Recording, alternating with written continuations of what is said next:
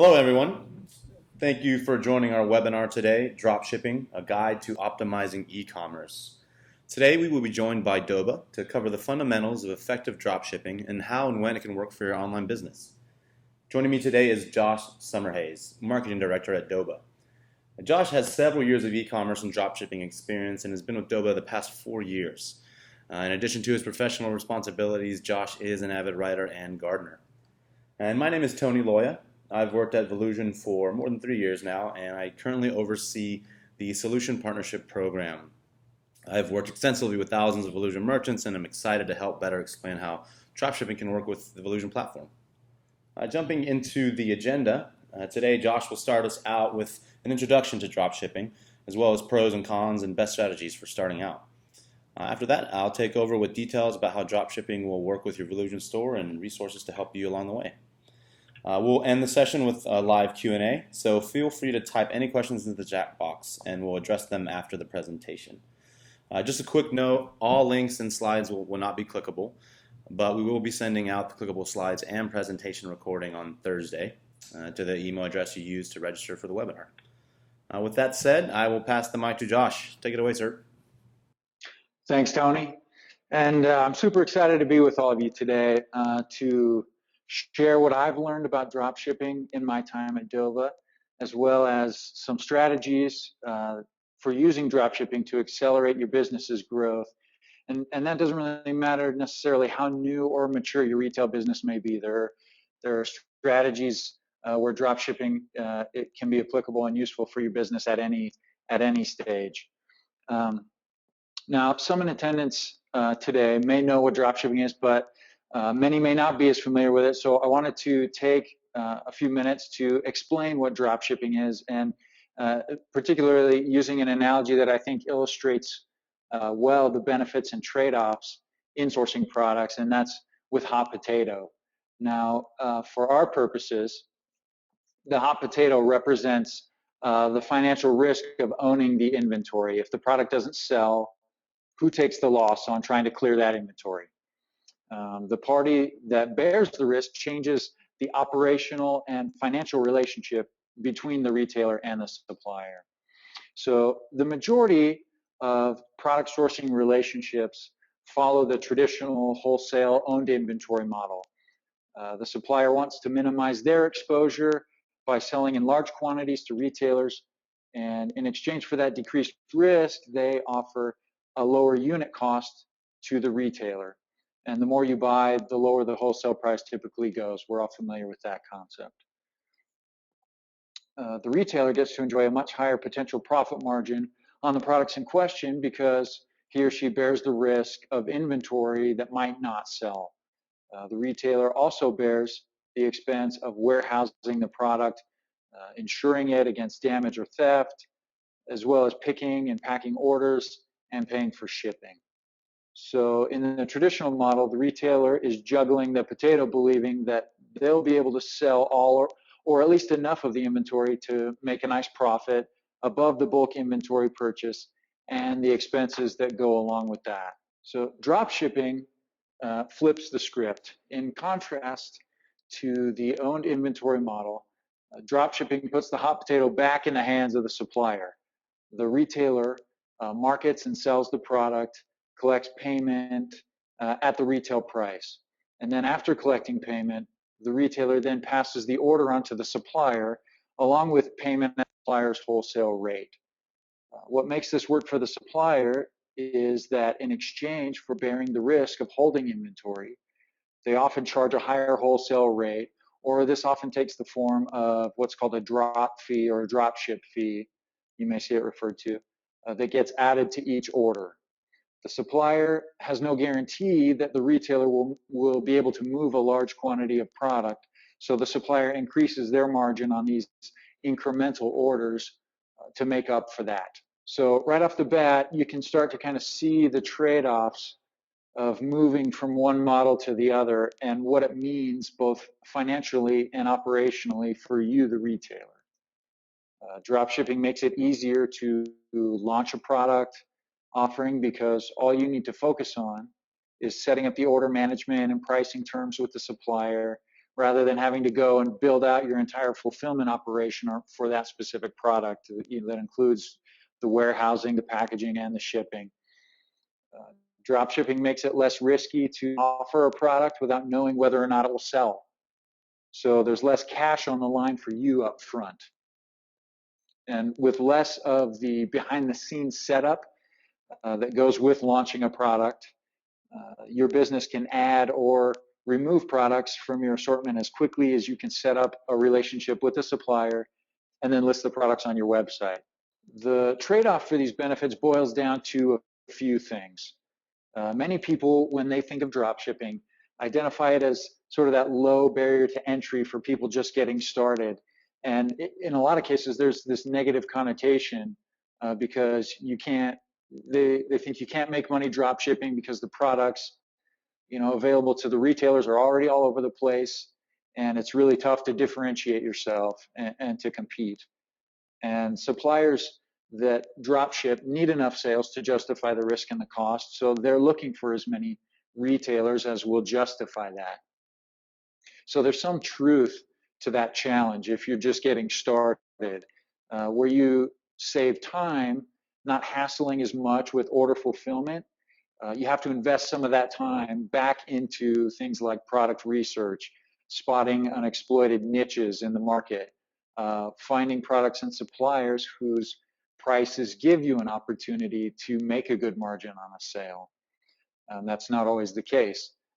Related to the challenge of finding the right products and merchandising them well in a potentially crowded marketplace is that higher wholesale rate or drop fee that is typical in a dropship relationship.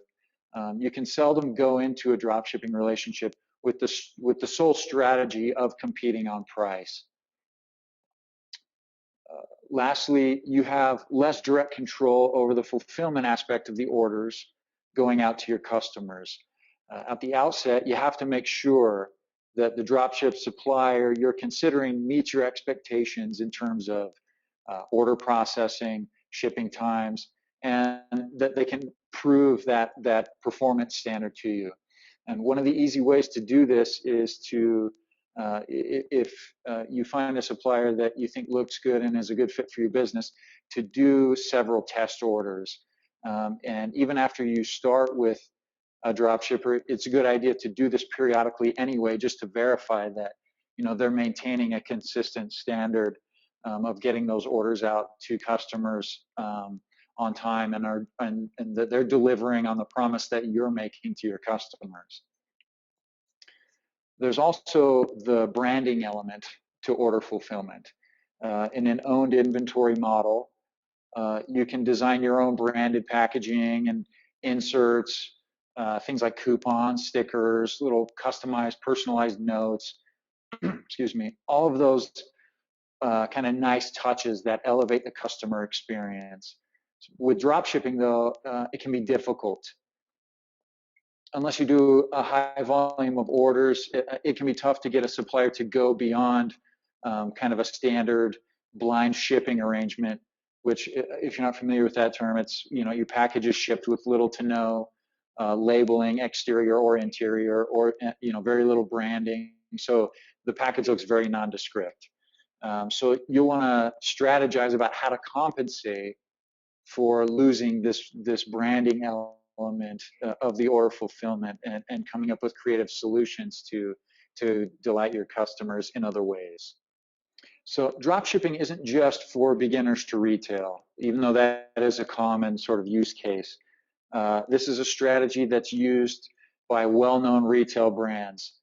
Big box retailers like Home Depot and Target will show up to the big retail trade shows looking for new and interesting products, and will often start those suppliers out in a dropship deal to see if the product will sell, or maybe because they expect that the product fits more into their long tail assortment online rather than as a featured product on the shelves or on the website. Companies like Wayfair and Fab are built very heavily on dropshipping fulfillment of customer orders. In fact, Wayfair fulfills 100% of orders via dropshipping. Costco uses dropship fulfillment on their e-commerce side as well, very extensively. So dropshipping is a valuable strategy for businesses of any size, not just small retailers looking to break through. So I've already alluded to some of the specific ways that a retailer can use dropshipping, even after growing to a considerable size. But let's go a little bit deeper on some of the use cases for dropshipping that are specific to the type of retailer that you are. We can boil down the types of retailers out there basically to two. You either manufacture the products yourself or you don't. You source products from the manufacturer, and so there's an entire spectrum of in between sort of those poles, but it helps to illustrate the use cases of dropshipping if we try to distill it and sort of look at the opposite ends here.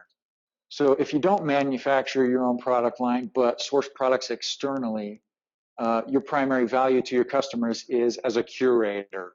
You bring a variety of products that are relevant to your audience, and you help customers make informed purchase decisions. And that can take many forms in terms of information resources that you might develop, whether it's very personalized customer service, very hands-on white glove treatment of those customers, helping them arrive at really what they want. It's in this curation role that dropshipping has the opportunity to extend your value. You can quickly onboard products that are aligned in both style and function for your audience to market test or to cross-sell and increase the average order value of your core revenue driving products. Getting more products in the shopping cart with smart placement and merchandising. You can really extend the options for those complementary products that add up to significant revenue in the aggregate and don't cost your business much because you assume very little cost until each unit is sold. And then you already have your profit in hand because of how this the dropship arrangement works, where you've collected that retail price from your customer before you then turn around and place that order with the supplier. Then there's the retailers that make their own products, where the revenue engine is really the brand. You rely heavily on a direct channel on your own website, but you may or may not also distribute to partners or sell on marketplaces like Amazon. And you add value by controlling costs. The more efficient you are from manufacturer to distribution to fulfillment, the higher your margins, or the flip side of that coin, the more competitively you can price your products relative to competitors. So you also add value by playing up the brand experience. And this is where things like packaging, messaging, design, identity help you sort of win that affinity and loyalty from your customers. And while this sounds like not the best fit for dropshipping, most people don't think of it in those terms. There are opportunities for a brand-focused retailer to use the right dropshipper. There are incremental sales to be had for a brand retailer with assortment expansion. It may not make sense to go really big in terms of variety, but carefully picking the complementary products that relate closely to your core products and have brand equity of their own can give you a revenue lift with minimal financial risk. The example that I like to use, though technically I don't think it was a dropship deal, was Apple's strategic use of Beats products years before they actually turned around and bought the Beats brand outright. For a long time, Apple was very pure when it came to controlling their brand and the products that they were offering to their customers. But they began to open up in their retail stores and online with products that weren't Apple branded but matched in terms of style and quality. Nest is another product like that Apple brought on. Things that where the products had a high emphasis on design and build quality, consistent with that Apple brand, and they integrated with Apple products, so there's a reinforcement there as well. So if you're a small or medium-sized retailer that produces its own product, you can simulate this same type of thing with the right dropship supplier. You invest so heavily in your own operations that bringing on a dropship supplier can make it a lot easier to try something like this, and measuring your audience's response to any given complementary products that you may cross-sell, and you can do that with very little risk. So other use cases, product life cycle. Demand can be and often is cyclical for most products. You can use drop shipping to mitigate your risk on the downside of that cycle, which is basically at the beginning and the end, right? If a product is new and unproven, you can use a drop shipper to test the market, as we've already mentioned. And if the product gets traction and you can do consistent volume, then it might make sense for you to move to an owned inventory position to maximize those retail margins and move product that you know is going to sell. And then when the demand for a product starts to wane, there's usually still a small volume of orders that you can get and that's profitable for your business. But it might not make sense to remain invested in owned inventory and to still have the financial outlays for fulfillment. But you can move back to a dropship position after you've been in an owned inventory position during those peak seasons of that product's life cycle, and you can still get that small volume of sales profitably. And that can even go back and forth. If a product picks back up again and you start picking up your sales, you can move back into that owned inventory position again and just read that and be sensitive to what that cycle is like. Seasonality is similar in that there's times of peak demand and times of low demand for a product, though that the seasonal shift is a little bit shorter of a cycle, and it can be a little bit more reliable. So you don't necessarily need to move in and out of dropship position versus owned inventory, though that is certainly an option.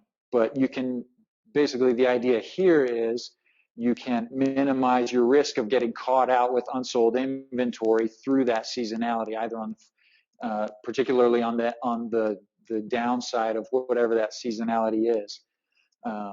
You could even use it as a kind of hedge, where you in that period of peak demand, you're going to be able to sell a certain volume, but it may vary from year to year how much you'll be able to do. And so you can invest in a volume of owned inventory that you absolutely know you can sell.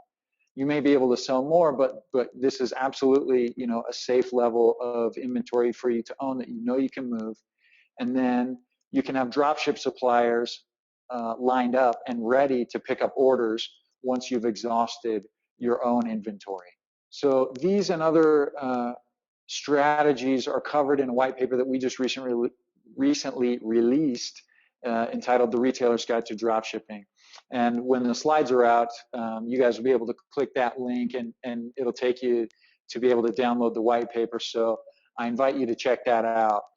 You can also just go to our website, doba.com, and download it there in the resources section if you'd prefer to do that rather than waiting for the slides. But with that, I'd like to turn it back over to Tony to show how Volusion and Doba work together so that you can envision how to apply these strategies to your business. Thank you very much, Josh. It was all very, very informative. So yeah, I'm sure everyone is looking forward to taking a dive into what we all just learned. But first of all, I wanted to offer a little more detail about how Doba's solution works with Volusion. Through our partnership, Doba provides a product export that's tailored to your Volusion store. What this means is Doba's products actually live side by side with your Volusion inventory. And the biggest difference between your products and Doba's is that you don't have to fulfill Doba's, which gives you a lot more time to manage your store, and focus on things such as Josh exhibited. But keep in mind that you do have full control over the Doba products you've imported into Volusion. Once said products are within your inventory, we do have some attributes that we recommend focusing on. Price is probably one of the biggest ones, of course. You want to make sure that you're creating a margin between what you and your customers pay. Three prices that you want to focus on are product price, which is what your customers pay at checkout. The sell price, which is of course a great way to attract buyers, offering an incentive at a lower price, and then list price, which is for display purposes only. It's essentially what your competitors charge, or what the retail is, and it's usually a bigger number than what you're charging your customers. But it's a good way to compare yourself to the other guys. Keep in mind that Doba does offer suggestions on pricing, as well as gives you the ability to mark up all the products that you're exporting and importing into Volusion, by a percentage or a static value. Remember, as Josh mentioned, that these products are sold elsewhere, so you want to make sure that you're optimizing them to be visible on search engines. Be sure to add your SEO meta tags that are found in the advanced info section of your products. While Doba provides product descriptions, we do recommend using them more as a guide. Search engines aren't big fans of duplicate content, so be sure to add your own unique descriptions. Lastly, you want to review your shipping settings. Much like your own inventory, you can choose between a number of ways to charge for shipping. First, fixed shipping. Doba provides a fixed cost for each of their products, so you don't have to calculate it. You're not limited to it though, and can also offer free shipping. If you want to entice customers your way by eliminating shipping costs, we recommend incorporating Doba's fixed shipping costs into your product price.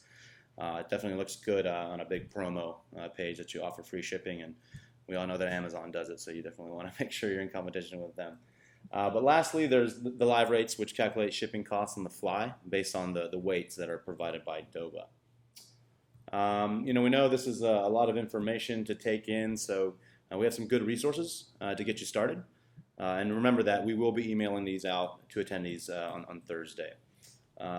First of all, though, we have a detailed knowledge-based article at support.volusion.com. It's got a step-by-step guide on setting up your Doba products in your Volusion store. It'll walk you through the import and export feature available on our platform. Secondly, we always have 24/7 support available via phone, chat, and email. Just head to volusion.com and choose which channel you want to communicate to us with. And lastly, we have created with Doba a comprehensive guide to dropshipping. It's available now on our website, so definitely check that out once you get the email from us. Lastly, this time we'd like to open up the floor for any questions that you all may have. All right, we just got one in. The question is, what criteria should I be looking at when evaluating drop ship suppliers? And are there others besides average ship time? I think Josh would be most qualified for that question. Yeah, I'll take that one. So we did mention the ship times, and so there are several criteria that you could look at, and I really do recommend that you are thorough in your discussions. The analogy that I like to use is, we call it here, and you may see this referred to elsewhere, supplier dating. You really want to vet and make sure that you get familiar with a supplier and all the aspects of their operation, and make sure that it's a good fit for you. Some of the things that we suggest, and these are some of the things that, some particular data points that we look at with our suppliers that we bring onto the Doba marketplace, is along with their shipping time, what's their average processing time? Once you place that order, how long does it take them to turn that around and get it to actually being shipped out? How often the supplier updates their product feed, which is what you'll actually use from them to populate listings in their store. That feed includes things like the images, the descriptions, things that Tony was talking about that you need to have current information for, particularly the available inventory. What does the average time between updates to that feed look like? With some suppliers, that may be multiple times per day, which is great. Other times it's daily. For others, it can be weekly. The longer that interval, the higher the risk is of you having a product on your site that has gone out of stock temporarily. And you really want to do your best to avoid that and work closely with a supplier to ensure that that doesn't happen. What shipping carriers do they use? That obviously impacts your shipping costs, the companies that are available for you to use, and also is there redundancy in that supplier shipping operation, so that if there's a particular carrier that's experiencing delays for whatever reason, there could be weather issues or other technical issues that arise with one carrier. Do they have a fallback for you so that your orders are still going out reliably and getting to the customers on time? Also, what's their fulfillment percentage? Every supplier has orders that get messed up. It just happens.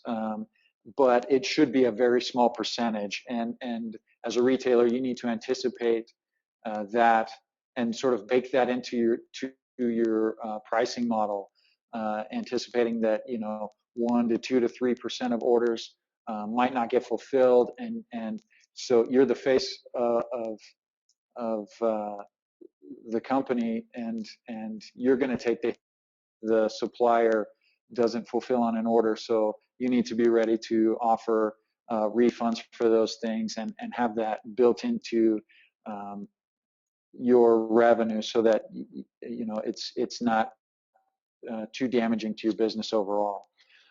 There's other things too, like the quality of their product images. Do they have high resolution images so that you can really show those products off on your website? Some suppliers don't necessarily have the best images. There'll be really poor resolution, really small images, and so you'll just need to know those things going in. And the other thing that I would call out is the returns policy. If an order is just damaged, a reputable dropship supplier will replace it, no questions asked. If they make you go through hoops to prove that the order was damaged and things like that, that's just going to be more of a hassle than you want to deal with. The supplier should be responsive to those types of requests and really back you up as the retailer and make sure that they're helping you to look good. And if there's a return that isn't damaged, what's the fee associated with that? That's a very common thing for there to be a restocking fee, and you as the retailer will absorb that if there is a return. And so you should know what that looks like and be able to anticipate that and build that into your pricing as well. Perfect. Thanks for that, Josh. The next question we got is, will drop shipping work with any vendor or just ones that have integrated with Volusion? I can take that question. Technically speaking, you can use any vendor with Volusion because you can create products manually, but that's obviously not the most efficient method of populating your inventory in bulk, with other companies' products. So that's why we have established partnerships with a company like Doba to offer a more streamlined way of populating your inventory with theirs.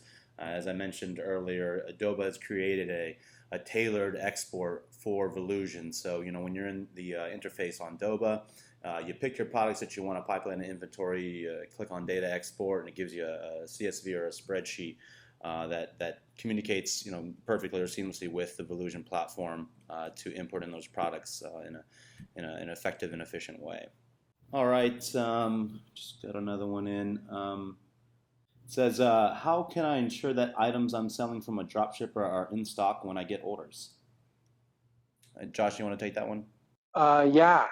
Again, it goes a little bit back to what I was talking about with the updates to their feed. How often is that feed updated, and how easy is it for that data to integrate with your operation? Really keeping a good eye on that and anticipating if products are getting low in stock. Those are ones that you want to keep an eye on and make sure that that you aren't at risk for overselling, overcommitting to your customer orders. Another thing that you can do, and outside of just having one supplier, is to have redundancy in your suppliers. I often recommend to our customers to, if possible, to find multiple suppliers of any given product, so that if one goes out of stock, you've got a fallback. And that can benefit you in other ways as well, but particularly with dealing with products going out of stock, you need to be really careful about having a single point of failure in your product sourcing like that. So I recommend going out. You don't necessarily have to divide up your orders evenly. One can be sort of your primary supplier, whether it's because they get you the best pricing or their performance is more reliable or whatever. But as you're evaluating, it's good to have one or two extra suppliers of any given product that you want to drop ship, so that you're well covered in cases like that. Perfect. Thank you again, Josh. We got time for a couple more. I have one here. It says, what Volusion plans support dropshipping capabilities? And what support options are available to me if I have questions? As far as on the Volusion side of things, again, technically you could be on any plan with Volusion and sell Dober products because of the ability of manually creating them. However, as we recommend, we do have an import-export feature that streamlines populating your inventory with the products on Doba, and that's only available on the top 3 plans, the Plus, Pro, and Premium. So if you're on that mini plan that does not feature the import-export feature, we definitely recommend upgrading to at least the Plus plan. And again, if you need help with the Volusion platform, we're here 24/7, 365 via chat, phone, and email. And I do believe, Josh can confirm this, Doba has phone, chat, and ticket support 7 to 7 on the weekdays. Is that correct, Josh? Yeah, that's right, in Mountain Time. So that's where we're located. So it's 7 a.m. to 7 p.m. Mountain Time. If you ever are having issues, whether it's technical or whether, even whether you need help kind of refining your strategy or getting questions answered about a particular supplier or how the tools work, yeah, we can help you with any of those things. Perfect. And I think we got time for just one more quick question. It's how do I decide on the types of products that I want to sell from a dropshipper? Oh, okay.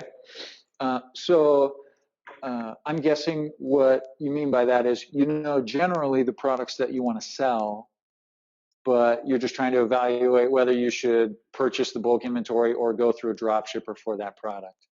Is that, I'll kind of, I guess, go on that assumption. So what I would say about that is, this really just pivots on your confidence level in your ability to move the product. Are you trying something that you haven't sold before? Is the product itself new? The less certain you are of your potential sales volume, the more you'll want to mitigate your risk by going the dropship route. And ultimately, that's what it boils down to. As you're putting together sort of your merchandising strategy, deciding which are your featured products. These are the products that are going to be the keystone of your operation, and then you're looking at products that are complementary to those other ones, things like accessories or other related products. Just where does that product fit into that strategy? If it is a featured product, obviously you're going to want to probably move sooner rather than later to an owned inventory position once you're able to kind of prove out the model. But drop shipping, I think, is a great option for complementary products. Or if you want to put together kind of unique bundles of products, is a great way to overcome some of the challenges with the pricing that we talked about with dropship products. You may have a feature product that's very low margin, but you can bundle it with related products. The example that you see a lot is with televisions, where the margins are just ridiculously thin, where the companies are making tons of money. They're making the real margins on things like the cables and the other, like the wall anchors and the mounts and things like that, where those are much more high margin products. And by bundling them, the customer gets the convenience of getting all those things that they already need, but then you make the great margin on the accessories. And oftentimes those things come from drop shippers. Perfect. Thank you again, Josh. Yeah, unfortunately, we're kind of limited on time here, but we do have some DOBA questions that we can send over to them, and they can follow up, after the webinar. But that does it for today. Though I'd like to thank Josh from DOBA for joining us, and for everyone attending the webinar and providing your questions. Once again, do be on the lookout for an email from us on Thursday. Other than that, have a great day and happy selling.